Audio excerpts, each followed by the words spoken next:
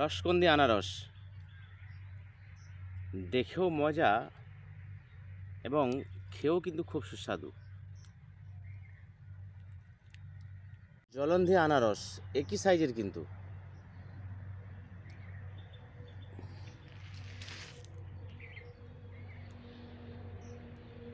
একই সারি লাইন বরাবর রয়েছে।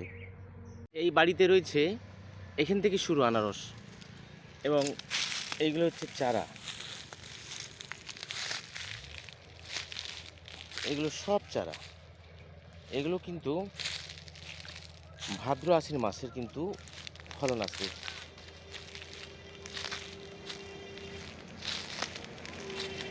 এরই মধ্যে কিন্তু এই গাছটিতে একটি হয়েছে, তারপরেরটা তো হয়েছে। ওই যে দূরে পুকুর পাড়, ওই সামনে জলাশয়, ওই পুকুর পাড়েও কিন্তু একটি রয়েছে। সে ছোট, এখন ছোট্ট। এই আনারসটার কিন্তু অন্যদের থেকে একটু ভিন্ন ধরনের স্বাদ রয়েছে। এ নির্জনে একাই রয়েছে আনারস। প্রচুর পরিমাণে ফেনোলিক অ্যাসিড রয়েছে, যা শরীর থেকে দূষিত পদার্থকে একেবারেই টেনে বের করে দেওয়ার জন্য এর জুড়ি মেলা ভার। বড় সাইজ। এতে কিন্তু আর কিছুদিনের মধ্যে জলের অভাবে কিন্তু ফলন হতে দেরি হচ্ছে। আচ্ছা, এর সারিতে কিন্তু রয়েছে, এর সারি সারিভাবে রয়েছে। এইখানে একটি রয়েছে। এই গাছটিতে আর কিছুদিনের মধ্যে হবে। আবার এই সারিতে কিন্তু আরেকটি ছোট্ট আনারস কিন্তু এখানে রয়েছে। এই রঙটি কিন্তু অন্যরকম অন্যদের থেকে, এবং তার পাশেও কিন্তু এই চারাগুলো রয়েছে। গ্রীষ্মের আনারস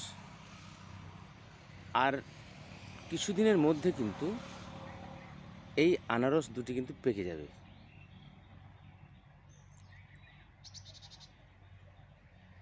আজ 28শে এপ্রিল 2024। সকাল সকাল এই তরমুজগুলোকে মাঠ থেকে তুলে আনা হয়েছে এবং তুলে এনে এই খোঁটাটাতে রাখা হয়েছে, এবং এখানে সেখানে আমরা রাখলাম, কেটে রাখলাম জুস করার জন্য। এখন জুস হবে তরমুজের জুস। আমি এবার এটাকে এই গ্লাসে আমি গড়াবো।